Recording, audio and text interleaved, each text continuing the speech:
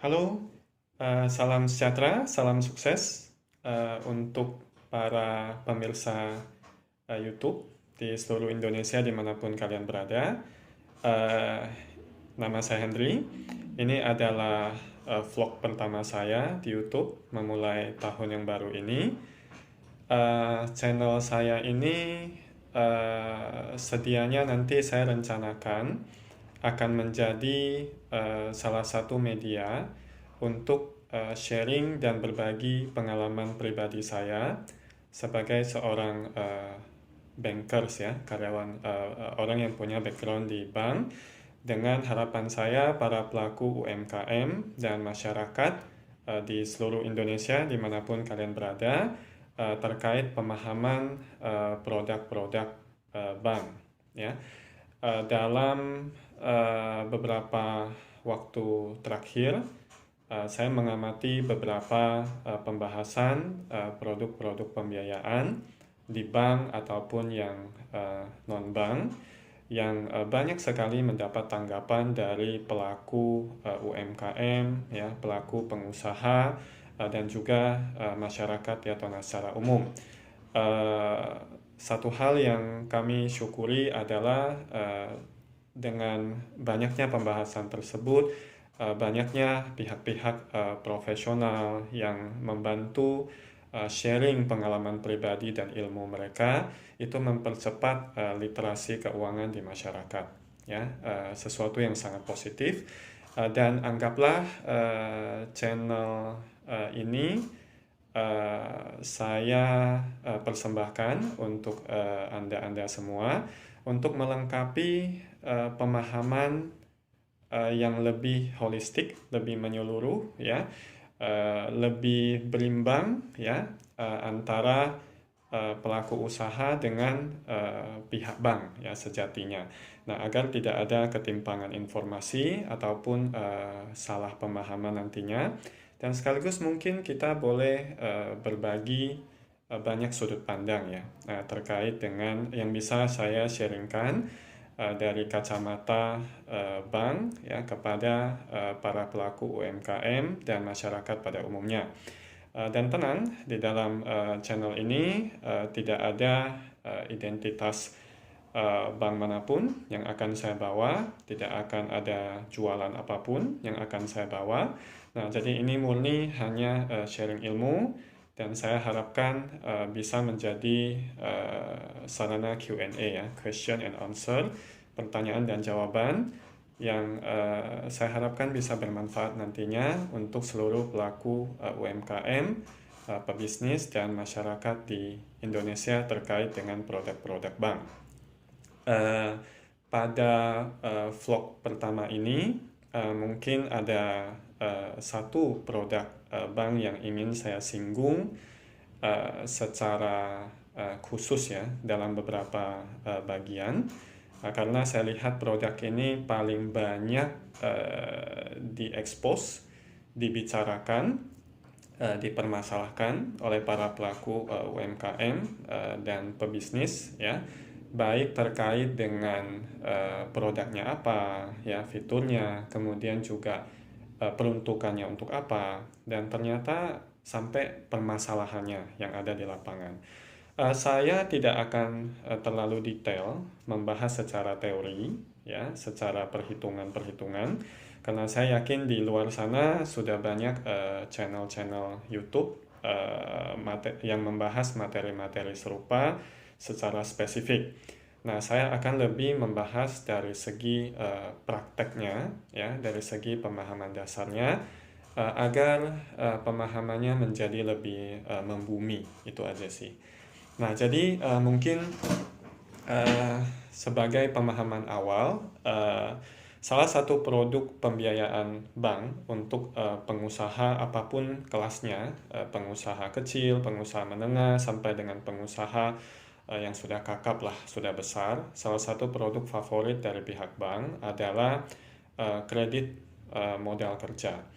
Nah, di luar sana ada berbagai macam istilah, ada kredit transaksi, kemudian ada pinjaman rekening koran, apa saja deh, whatever ya. Nah, cuman orang secara awam mengetahuinya sebagai kredit modal kerja. Nah, apa itu kredit modal kerja? Nah, secara prinsip, kalau saya membuat suatu perumpamaan, kredit modal kerja itu ibaratnya seperti kita punya kartu kredit yang difasilitasi oleh pihak bank, berupa sebuah kartu, tetapi di dalam kartu itu diisi limit. Nah, diisi besaran angka yang dipercayakan oleh pihak bank untuk boleh kita pergunakan sesuai tujuan yang sudah kita perhitungkan sebelumnya. Nah, eh, ada nggak pihak bank ngatur-ngatur uangnya itu mesti dipakai untuk apa? Harus minta izin ke bank dulu ya, setiap kali mau pemakaian? Tidak ada. Jadi pemakaiannya terserah kepada pemegang kartunya mau dipakai untuk apa sesuai dengan kebijakan masing-masing. Nah, yang penting kalau pakai kartu kredit adalah pada saat tanggal jatuh tempo pembayaran setiap bulan di tanggal yang sudah disepakati ya atau sudah ditentukan oleh pihak bank, Anda sebagai pemegang kartu kredit bisa bayar nominal di limit kartu kredit yang sudah terpakai, atau kalau Anda tidak bisa lunasi 100% dari pemakaian tersebut, minimal Anda bayar pembayaran minimalnya, yaitu sekitar 10% dari pemakaian Anda. Kurang lebih sampai di situ paham ya. Saya pikir analogi kartu kredit secara umum lebih familiar. Orang-orang rata-rata pegang ya, ada kartu kredit antara pakai atau tidak punya, tapi tahu barang itu fungsinya seperti apa. Nah, saya menganalogikan yang namanya kredit modal kerja atau KMK atau kredit rekening koran atau pinjaman rekening koran seperti itu. Jadi, bank memberikan satu limit pinjaman fasilitas yang ditaruh di dalam satu rekening giro, ya, yang peruntukannya terserah, ya. Jadi para pengusaha boleh pakai, ya, untuk kepentingan usahanya. Tidak usah minta izin dulu sama bank setiap kali mau pakai dana, kembali ke kebijakan Anda masing-masing. Uang itu mau dipakai untuk apa. Nah, secara prinsip, biasanya kredit modal kerja itu ya dipakai untuk membiayai perputaran usaha. Nah, jadi saya kasih satu analogi ya. Analogi yang gampang adalah bahwa katakanlah saya pedagang ya. Kemudian saya secara rutin perlu membeli stok barang dagangan ya dari supplier saya, dan dari supplier saya itu memberikan saya tempo keringanan waktu tenggang untuk pembayaran katakanlah 15 hari saja. Oke, jadi saya ambil barang 15 hari kemudian saya harus bayar.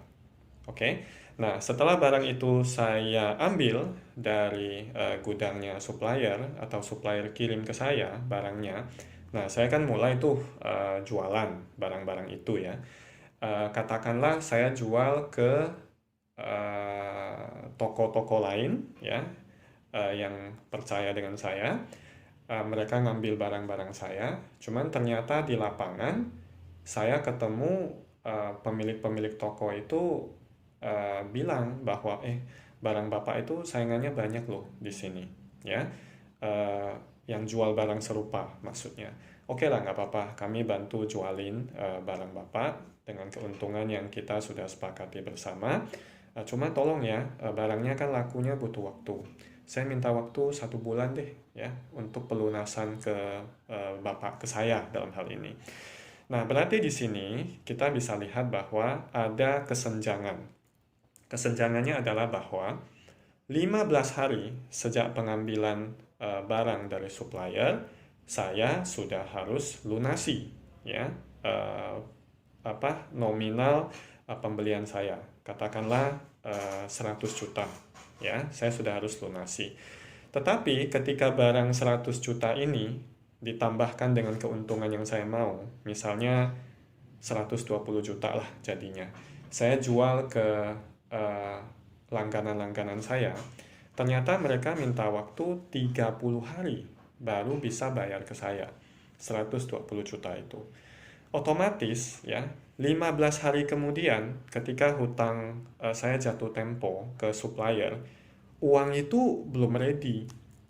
Karena uang saya semuanya masih nyangkut di tempatnya toko-toko saya, di tempatnya buyer saya, di tempat pembeli atau langganan saya. Otomatis saya harus pegang ada sejumlah dana yang saya harus talangin dulu untuk bayar ke pihak supplier. Menjaga nama baik saya ya, supaya nextnya saya minta barang mereka mau kasih lagi. Oke. Nah, 15 hari kemudian tambahan, baru uang itu saya peroleh dari pihak pembeli, dari pihak buyer saya, dari pihak toko atau langganan saya. Uang saya baru balik nih. Nah, jadi ada rentang 15 hari yang kosong itu, yang bicara kasarnya ya, kalau saya nggak pegang dana saya sendiri, saya udah nggak bisa ngapa-ngapain. Uang saya habis untuk bayar ke supplier, modal saya harus tunggu tambahan 15 hari atau 2 minggu kurang lebih, baru orang bayar ke saya, baru uang saya full kembali. Nah, nanti baru saya bisa order barang.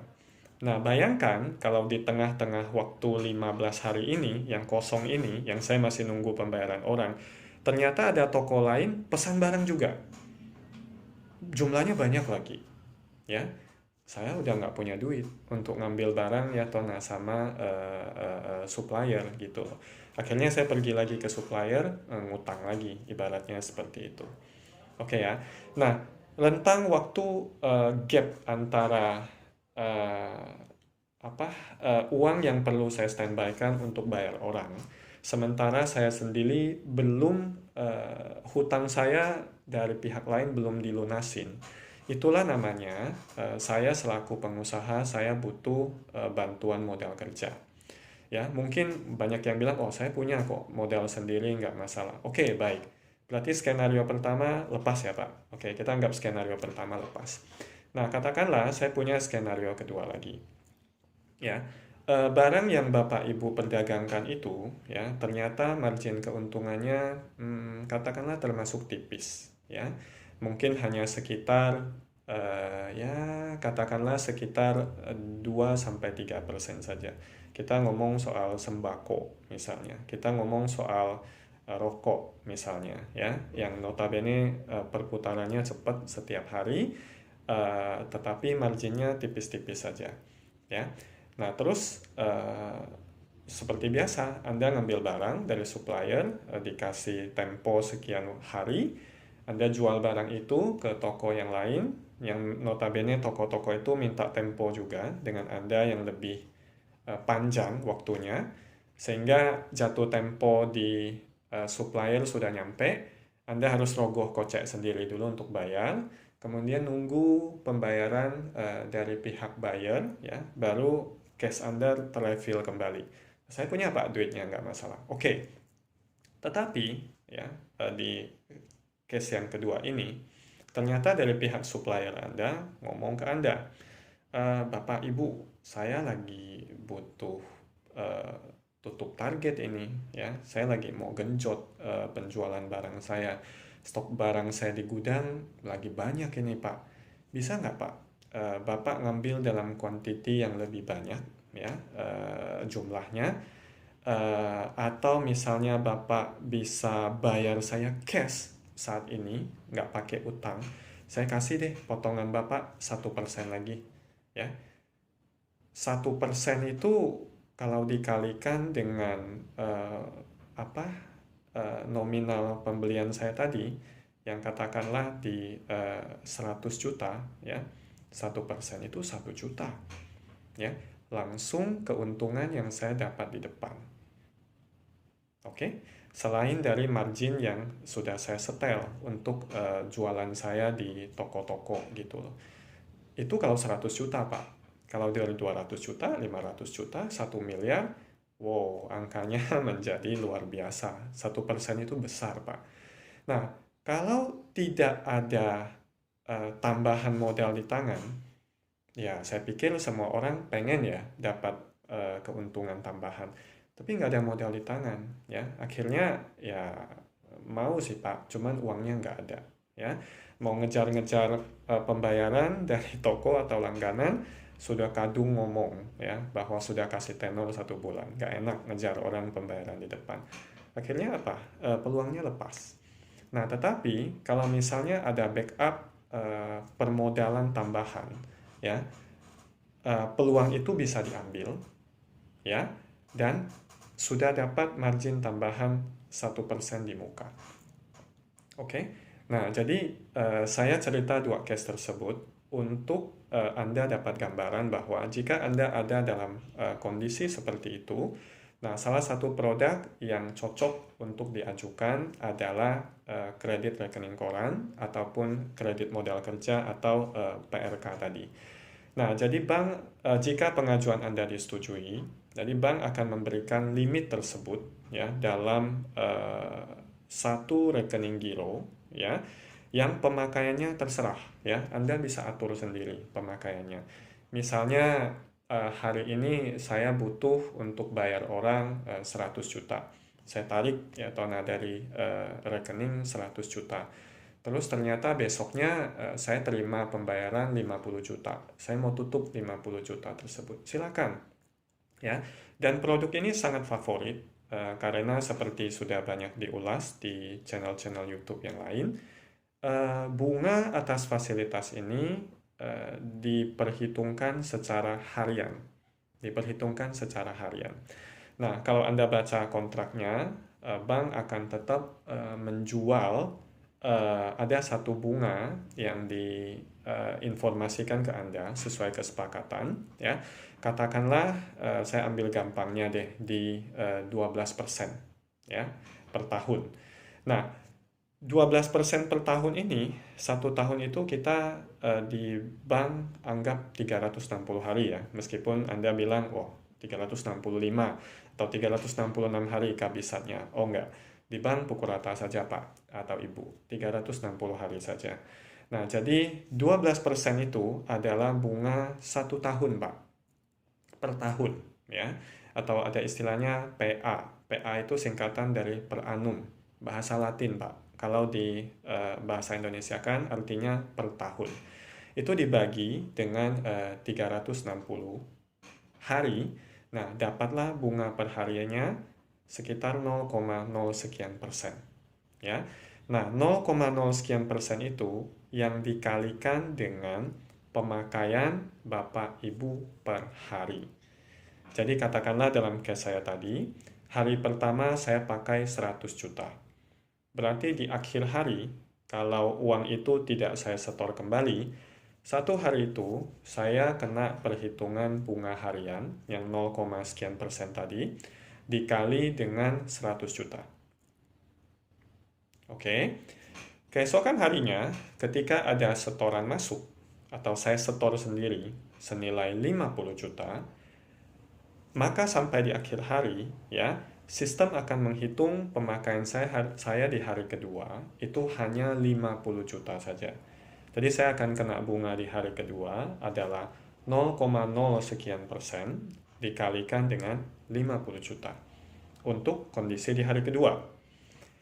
Di hari ketiga berulang lagi Pak. Ya, kalau misalnya ada pemakaian, berarti naik lagi total hutang yang dihitung oleh pihak bank dikalikan dengan bunga hariannya. Tapi sebaliknya kalau ditutup lagi, ya berarti jumlah pemakaiannya berkurang dikalikan dengan bunga hariannya. Nah, pola keseharian ini akan berulang terus hingga tepat 1 bulan. Nah, ketika 1 bulan, fasilitas modal kerja ini akan ditagihkan berupa bunga yang wajib Anda bayar. Bunga pemakaian selama 1 bulan. Jadi bunga harian yang per hari itu di total 30 hari ditagihkan ke Anda di bulan berikutnya secara gelondongan, satu partai. Bunganya saja ya, Bapak-bapak, ibu-ibu harap ditegaskan dengan baik bunganya saja, ya. Nah, jadi bulan berikutnya di tanggal yang disepakati dengan pihak bank, bisa tanggal 10, bisa tanggal 20, tanggal 23, ataupun pas akhir bulan, tergantung kebijakan masing-masing bank, ya. Nominal bunga tersebut akan ditagihkan kepada bapak-bapak atau ibu-ibu, ya. Nah, jadi nominal bunga tersebut tidak boleh tertunggak, ya, harus ada.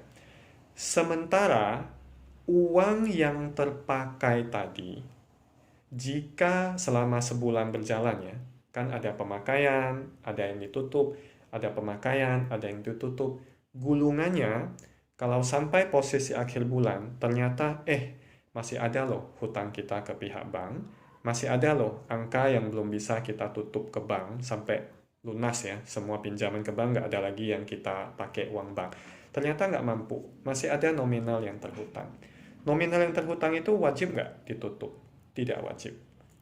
Ya, saya tadi sudah bilang, ya, ini sama seperti kartu kredit. Pas tagihan bulanannya jatuh tempo, tidak ada orang bank yang bilang ke Anda bahwa Anda wajib tutup semua pemakaian. Nggak ada. Tapi Anda wajib bayar minimalnya 10%. Itu tidak bisa ditawar-tawar. Kalau di pinjaman modal kerja, ya, total uang yang terpakai dari limit atau plafon pinjaman, Anda tidak wajib tutup. Tapi bunganya yang ditotalkan harian selama 1 bulan itu tidak boleh terhutang. Kalau misalnya itu terhutang, ya, lewat bulan, ya, itu menjadi hitungannya ada penaltinya dan cukup berat. Prinsipnya di situ dulu, Pak, dipahami.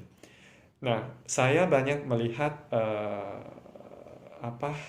channel-channel di YouTube yang sebagian besar didominasi oleh UMKM yang miris sekali, ya. Kadang masih ada banyak pelaku UMKM yang merasa, kenapa ya saya bayar bulanan sudah sedemikian banyaknya sekian tahun, ternyata dan rasanya kalau di total-total itu udah nutup deh pinjaman saya. Kenapa ini ya bank masih nagih ke saya gitu loh. Nah, saya ulangi apa yang saya sampaikan tadi. Yang Anda bayarkan tiap bulan itu jangan-jangan hanya bunganya saja, tetapi pokok pemakaiannya Anda belum tutup. Oke, nah makanya terjadilah gulungan seperti itu. Jadi pokoknya bunganya lunas, tetapi pokoknya belum ditutup-tutup seperti itu. Nah, ciri berikutnya yang ketiga, ya, tadi sudah saya sampaikan bahwa itu dalam bentuk limit, ya, yang di-standby-kan di rekening giro yang pertama. Yang kedua, bunga dihitung secara harian, ya, dari pemakaian. Atur fleksibel, uangnya tidak akan diatur oleh pihak bank, ya. Jadi Anda atur sendiri uang keluar masuk. Pokoknya setelah akhir bulan, bukan akhir bulan, maaf, 1 bulan kemudian Anda wajib standby dana untuk tutup bunga. Tetapi pokoknya kalau misalnya masih ada satu dan lain kebutuhan, Anda belum bisa tutup pokoknya, tidak wajib ditutup. Oke, dan yang ketiga yang saya mau sampaikan adalah fasilitas ini jangka waktu berlakunya bervariasi antar bank, tapi rata-rata berkisar 1-2 tahun. Ya, jangka waktunya pendek. Kenapa 1-2 tahun? Karena fasilitas ini boleh dibilang memberikan resiko yang paling tinggi untuk pihak bank. Karena seperti yang saya bilang tadi, begitu bank sudah trust, ya, sudah percaya ke Anda, memberikan persetujuan untuk fasilitas tersebut, bank tidak kutak-katik atau tidak mantengin Anda tiap hari, ya, uang itu dipakai untuk apa lagi. Jadi Anda benar-benar atur keuangan Anda secara pribadi, ya, tidak diawasi oleh pihak bank secara spesifik hari per hari, begitu loh. Nah, jadi maaf, kalau ini ya ada omongan yang sedikit lebih ini menyinggung atau apa. Kalau misalnya Anda pakai uang itu ternyata untuk tujuan yang sudah tidak sesuai, dengan apa yang Anda sampaikan ke pihak bank di awal, maaf, orang bank juga nggak tahu. Contoh, dalam case saya tadi, ya, saya biasanya pakai uang itu hanya untuk bayar ke supplier saya, barang yang mau saya perdagangkan ke toko-toko, ya, yang rata-rata pengambilan berkisar 100 juta saja. Ternyata tiba-tiba suatu hari saya tergiur, ya, membeli satu unit mobil second lah, ya, yang ditawarkan oleh teman saya dengan harga miring, ya. Katakanlah dia tawarkan juga yang harga normalnya 250 juta, dia nawarkan ke saya, bro, 100 juta aja buat lu, ya, karena gue lagi butuh duit banget. Oh, saya tergiur dong, ya, pas saya butuh mobil gitu loh. Nah, akhirnya eh, karena saya tergiur di situ dan saya kurang bijak, ya, memikirkan apa cash flow usaha saya kepikiran bahwa ada limit modal kerja nih, nganggur di bank, ya. Kayaknya kalau butuh cuma 100 juta cukup deh. Boleh deh, kayaknya saya tarik uang itu aja untuk beli mobil. Nah, singkat cerita, kebelilah mobil tersebut, ya. Praktek seperti ini, ya, kalau perputaran usahanya setiap bulan labanya cukup, ya, untuk secara pelan-pelan ngangsur 100 jutanya sampai ketutup, ya mungkin ya nggak jadi masalah gitu loh. Tapi Anda bayangkan kalau 100 juta itu pastinya membuat bunga fasilitas modal kerja Anda menjadi membengkak, ya, atau nadi rekening, ya, dan akhirnya sampai satu waktu ternyata Anda mulai kesulitan, mulai megap-megap, ya. Jangankan untuk bayar pokok uang yang terpakai, bayar bunganya saja Anda sudah mulai megap-megap, ya. Nah, saat itulah Anda mulai bermasalah.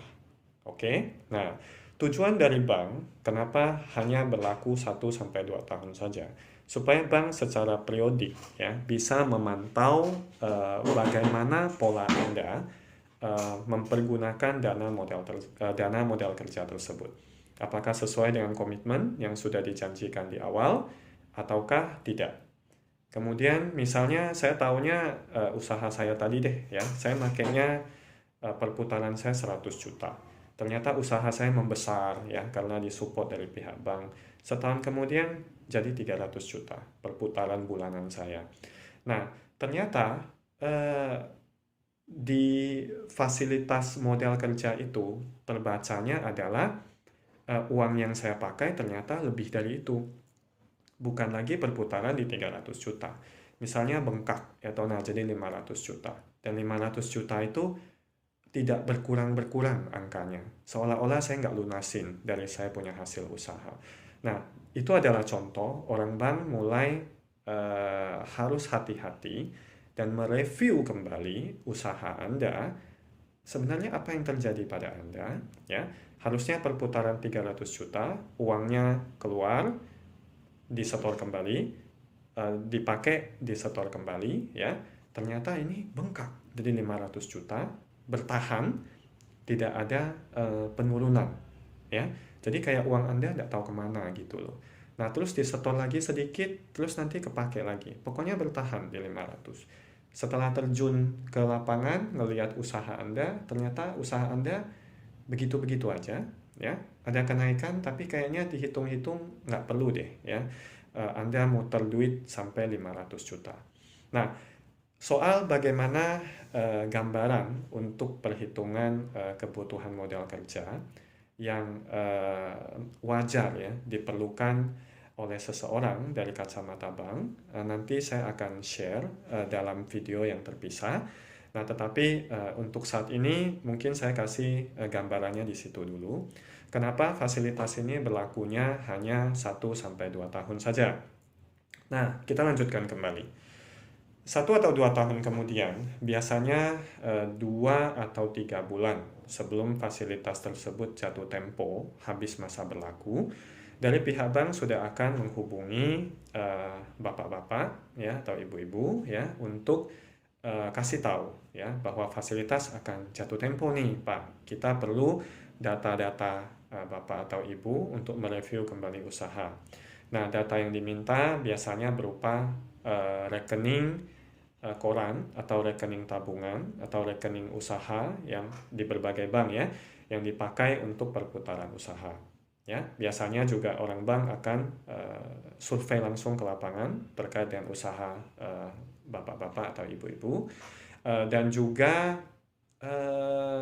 interview ya soal kondisi usaha seperti apa, akan lihat stok dan segala macam. Nah, dan ada langkah yang namanya OJK checking. Nah, OJK checking adalah kami di bank melakukan pemeriksaan terhadap fasilitas bapak atau ibu di berbagai bank ataupun leasing. Ya, nah apakah ada yang bermasalah, ya macet, menunggak dan sebagainya. Nah, kalau temuannya baik-baik saja atau malah Bapak Ibu tidak punya fasilitas di tempat lain ya, tidak ada masalah, nah maka fasilitas bisa diperpanjang kembali selama 1-2 tahun ke depan. Tetapi jika ditemukan ada masalah, nah maka perpanjangan tersebut ya menjadi tidak dijamin ya.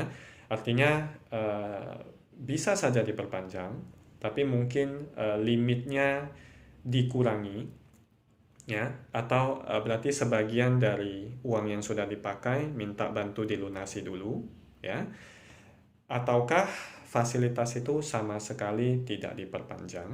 Nah, Anda akan diminta untuk secara bertahap melunasi pemakaian fasilitas. Nah, biasanya yang terakhir ini diminta melunasi itu sudah sering terjadi dalam 1 atau 2 tahun berjalan. Per bulan itu bahkan untuk pembayaran bunga saja Anda sudah mulai menunggak. Nah, atau seperti yang tadi saya sampaikan, saya itu perputaran normalnya 300 juta, tetapi tiba-tiba bengkak sampai 500 juta dan pemakaian itu saya nggak bisa tutup sepanjang tahun. Ya, nah orang bank akan mulai membaca resiko di situ dan Anda akan mulai disuruh menutup sebagian fasilitas Anda dikecilkan, atau kalau lebih jelek lagi ceritanya dari yang saya ceritakan tadi, misalnya terindikasi Anda memakai uang tersebut untuk misalnya judi bola ya, masuk ke platform money game ya, dan Anda misalnya kena scam ya, uangnya nggak balik di situ. Wah, itu kemungkinan besar ya Bapak Ibu, itu fasilitas Anda udah nggak bisa diperpanjang. Pihak bank akan fokus ya, minta Anda untuk kembalikan dana. Nah, jadi di sini saya sekalian juga ingin edukasi terkait dengan produk modal kerja ini. Produk ini terus terang bukan sesuatu yang baru, sudah banyak dibahas di berbagai channel YouTube. Nah, cuman saya sampaikan dari sudut pandang yang lain ya. Intinya fasilitas ini sungguh ya, Anda harus disiplin dan mandiri menggunakan kepercayaan yang sudah diberikan oleh pihak bank untuk mendanai perputaran usaha Anda. Jangan dipakai untuk hal-hal lain ya di luar perputaran usaha ya, karena akan sangat membahayakan cash flow Anda ke depannya. Oke. Sekarang kalau misalnya Anda yang saya lihat di beberapa channel YouTube juga, ternyata dana yang katanya modal kerja itu ternyata cair berapa langsung kepake uangnya. Nah, habis itu diedukasi sama pihak bank, pelaku UMKM-nya itu hanya disuruh Pak, wajib ya Pak ya bayar bunga per bulan angkanya senilai ini gitu loh. Nah, lalu pelaku UMKM tersebut juga bayar tiap bulan bunganya dan berpikir bahwa seiring waktu pembayaran bunga tersebut sudah akan otomatis nutup uang di awal yang dia pakai. Tidak ya Bapak-bapak dan Ibu-ibu. Kembali ke penjelasan saya tadi. Bunga ya bunga, pemakaian pokok ya pemakaian pokok. Jadi dua hal itu harus ditutup secara terpisah. Kalau misalnya Bapak Ibu di awal sudah punya satu mindset bahwa uang ini kalau nanti diberikan oleh pihak bank, saya udah pasti kepake. Ya, nggak ada yang namanya standby di rekening, saya butuh baru pakai.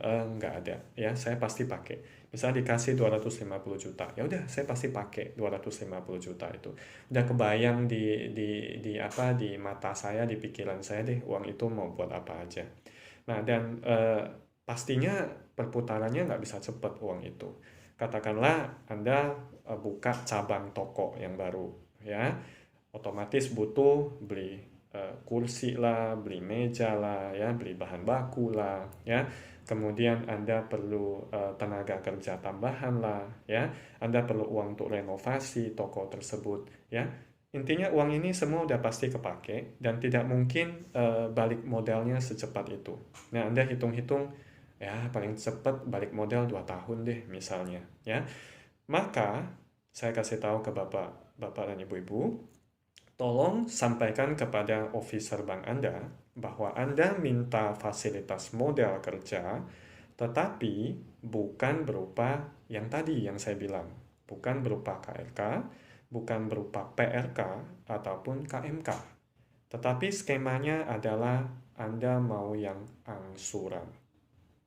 Oke, jadi fasilitasnya tetap modal kerja, tetapi Anda minta yang angsuran. Bisakah seperti itu? Bisa. Nah, hanya saja saya sampaikan ke bapak-bapak, ibu-ibu, biasanya yang seperti itu jangka waktunya juga tidak bisa terlalu panjang, ya.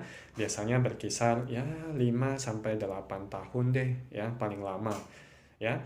Nah, itu jadi Anda cicil. Nah, setiap bulan cicilan tersebut sudah otomatis dipecah dalam sistemnya bank. Ada yang dialokasikan untuk menutup Anda punya pinjaman pokok, ada yang dialokasikan untuk menutup Anda punya bunga, ya. Nah, jadi seiring waktu bunganya terbayar, tetapi pokoknya juga pelan-pelan diangsur habis. Nah, seperti itu. Nah, jadi ini sekaligus menjawab ini ya, apa?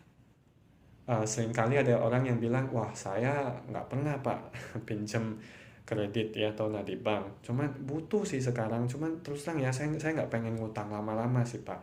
Kalau ngutang lama-lama saya jadi beban. Saya orang yang nggak bisa ngutang. Nah, kalau sudah bahasa-bahasanya kayak gitu, bagusnya pakai cicilan Pak. Ya, karena kalau Bapak ambil skema yang tadi yang saya bilang, yang kredit rekening koran, yang pinjaman rekening koran atau kredit modal kerja apapun lah bahasanya itu, yang dia berupa standby limit di giro, pemakaiannya Anda atur sendiri, per bulan hanya wajib setor bunganya untuk aturan bakunya, fasilitasnya berlaku 1-2 tahun saja, itu akan gulung terus Pak. Setiap 1-2 tahun perpanjang, setiap 1-2 tahun perpanjang. Itu cocoknya untuk orang yang memang butuh modal kerja harian, ya, untuk biayai operasional Anda sehari-hari.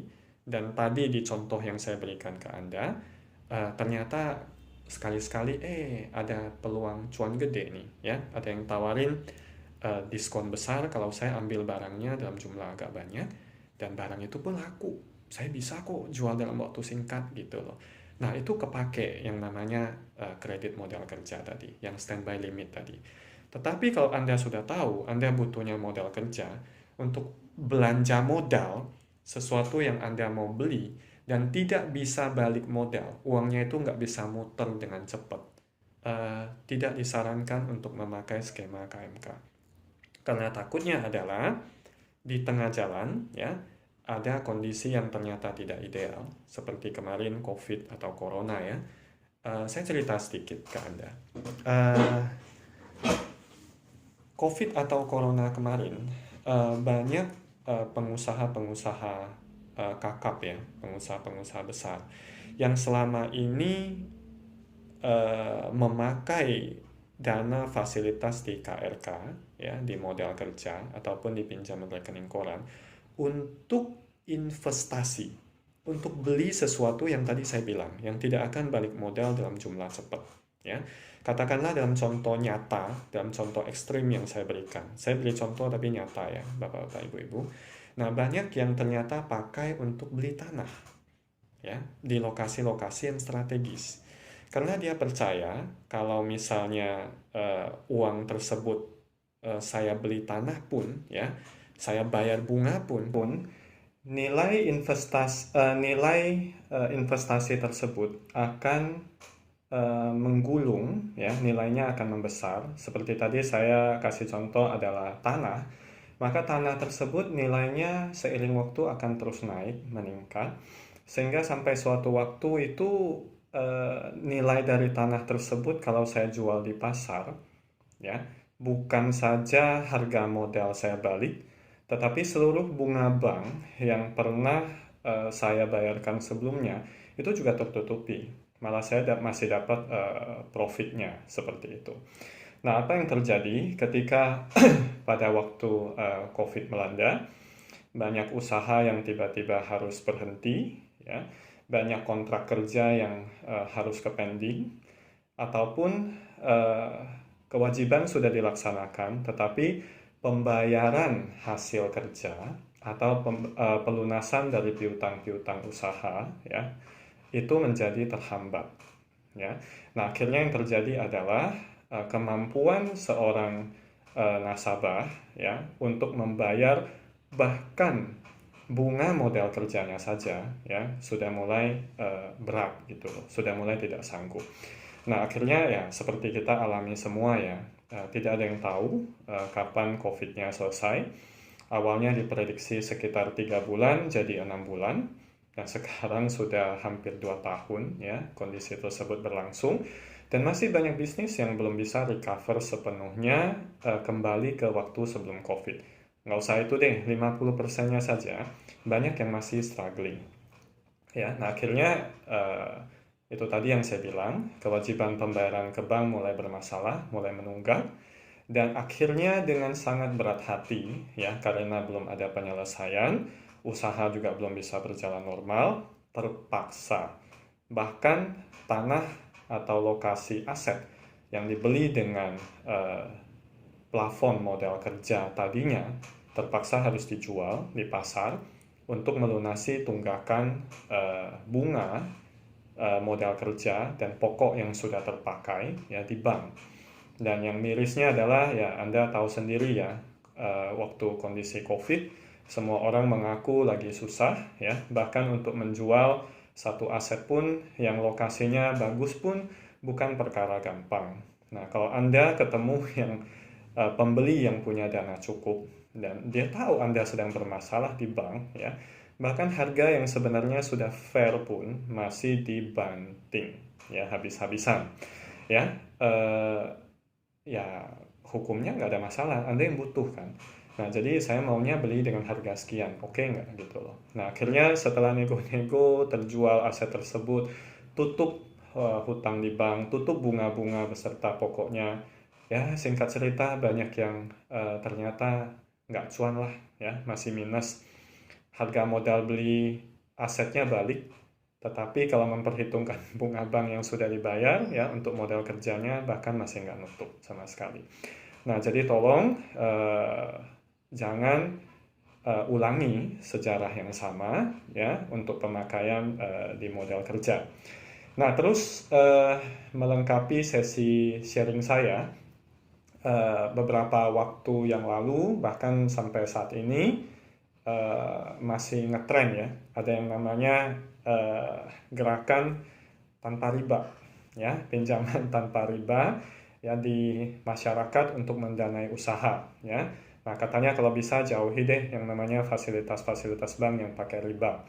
Nah, saya saat ini ingin sedikit kasih Anda gambaran bahwa sebenarnya fasilitas modal kerja ini agak menarik, ya, punya sisi yang khas, yang sebenarnya kalau Anda pakai dalam kondisi usaha tertentu, bahkan fasilitas modal kerja ini bisa menjadi fasilitas modal kerja pinjaman bank, tapi tanpa riba, ya, tanpa bunga yang harus Anda bayarkan, ya.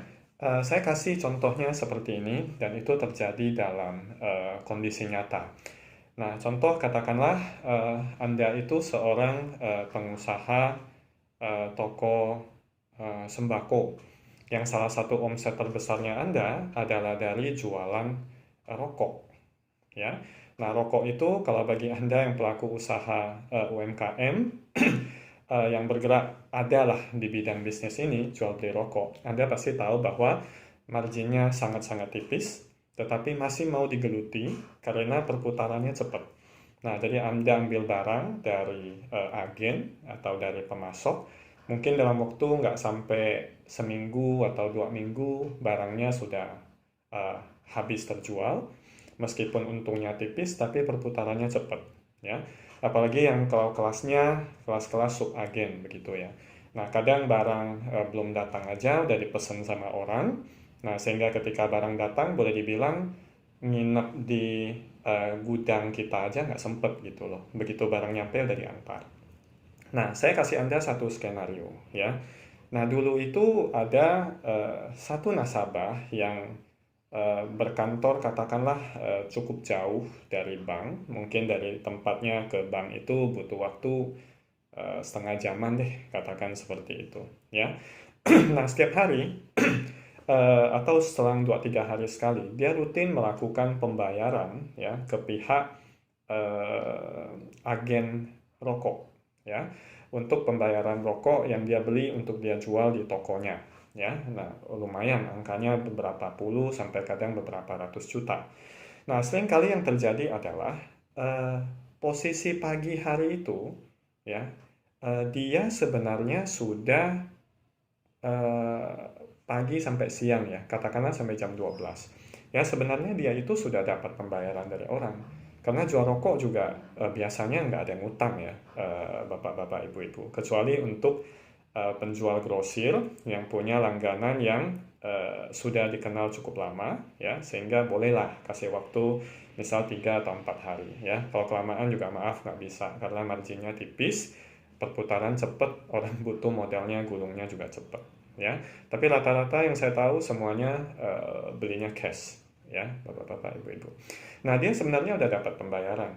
Nah, cuma karena dia jaga toko, akhirnya dia mau setor uang tersebut ke bank untuk bayar ke agennya ya, itu menjadi telat-telat gitu loh. Nah, sementara kan mungkin Anda tahu bahwa bank itu ada jam operasional ya, apalagi kalau bayar agennya itu pakai biliet giro atau pakai cek, ada waktu clearingnya ya, yang biasanya dibatasi sekitar jam 1.30.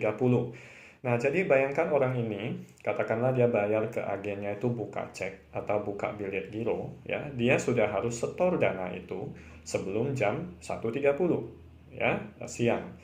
Nah, karena dia jaga toko, meskipun sudah terima pembayaran, aduh, harus kejar-kejaran lagi ya, atau ke bank yang jaraknya setengah jam lebih ya, untuk lunasi tutupi ya pembayaran biliet giro atau ceknya ke agen.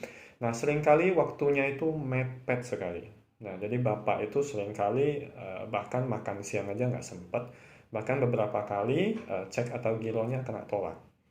Nah, akhirnya dari pihak bank ya, yang kebetulan saat itu ketemu, memberikan satu solusi, yaitu bahwa Bapak, Ibu, begini boleh nggak? Bapak atau Ibu ajukan dan kita proses ya fasilitas modal kerjanya ya. Hanya standby limit saja, kalau Anda tidak pakai tidak bayar bunga. Kalau untuk kondisinya Bapak Ibu yang bahkan tidak pernah pakai pinjaman bank untuk biayai bisnis usaha karena alasan ya keuntungan tipis lah, tidak bisa berbagi sama bank dan sebagainya. Oke, nggak masalah Bapak Ibu. Standby limit itu yang di rekening giro ya, untuk pinjaman modal kerja hanya untuk mengamankan posisi Bapak atau Ibu pada saat biliet giro atau ceknya dikeliringkan supaya ada dana dulu. Ya, jadi biliet giro atau cek Bapak Ibu tidak sampai kena tolak dari pihak bank karena Anda belum setor dana. Ya. Tetapi ya, bank itu katakanlah tutup jam 3. Ya, asalkan Bapak Ibu setor dananya itu ya sebelum jam 3, dana yang tadinya ditalangin oleh bank dari fasilitas modal kerja ditutup kembali sama Bapak atau Ibu. Ya sudah, di akhir hari Bapak atau Ibu tidak ada hutang pemakaian ke pihak bank. Karenanya sampai lewat hari pun sistem di bank akan membaca Bapak atau Ibu tidak ada hutang ke pihak bank. Ada bunganya nggak? bapak-bapak atau ibu-ibu di hari bersangkutan. Tidak ada bunganya. Nah, kalau cash flow-nya seperti itu terus, dijaga secara disiplin, yang penting ingat ya, harus setor sebelum jam tutup kas di bank, sebelum jam 3, otomatis pemakaian clear. Ya, tidak akan dihitung ada hutang ke pihak bank. Nah, di case saya tadi, bapak atau ibunya masih sempat makan siang, karena dapat tambahan waktu ya sekitar 1-2 jam lagi untuk bisa nyantai ke pihak bank dan melakukan setoran ya dana cash, dana tunai yang dia terima dari penjualan rokok dari pagi sampai siang ya ke pihak bank. Tidak usah kejar-kejaran jam clearing bank jam 1.30. Kalau dana belum ada berarti kena tolak. Dia malu juga ya ke pihak agen ya. Dikasih enak sudah ya, ngambil barang ya, jual, setor masih nggak ada dananya. Oke. Nah, singkat cerita, ternyata praktek tersebut dijalankan dan oke gitu loh sampai hari ini. Nasabahnya merasa sangat terbantu, usahanya ternyata membesar ya secara stabil, dan yang mengejutkan adalah dia bisa maintain, bisa jaga dalam 1 bulan itu ya, dia hanya kena bunga bank hitungan 2-3 hari kerja saja. Karena mungkin ada hari tertentu sungguh-sungguh super sibuk, jadi tidak sempat ke bank. Besoknya baru dia bisa setor ke bank untuk dana yang sudah ditalangin pihak bank di hari sebelumnya. Jadi dia kena perhitungan bunga 1 hari kerja saja. Oke, 1 bulan hanya 2-3 hari kerja dia kena bunga, sisanya tidak ada bunga sama sekali. Nah, saya kasih Anda deskripsi seperti itu supaya Anda paham bahwa fasilitas ini sungguh hanya boleh dipakai secara prinsip yang benar untuk membiayai perputaran modal yang cepat gitu, perputaran dana usaha yang cepat. Dan kalau Anda bijak untuk usaha tertentu, Anda disiplin mengelola perputaran dana Anda, ini bisa jadi seperti pinjaman tanpa riba, Bapak dan Ibu-ibu. Nah, seperti itu. Nah, hal terakhir yang ingin saya sharing sehubungan dengan temuan beberapa case yang saya lihat di beberapa channel YouTube ya. Banyak orang yang bilang, saya tiap waktu itu rutin loh ada setoran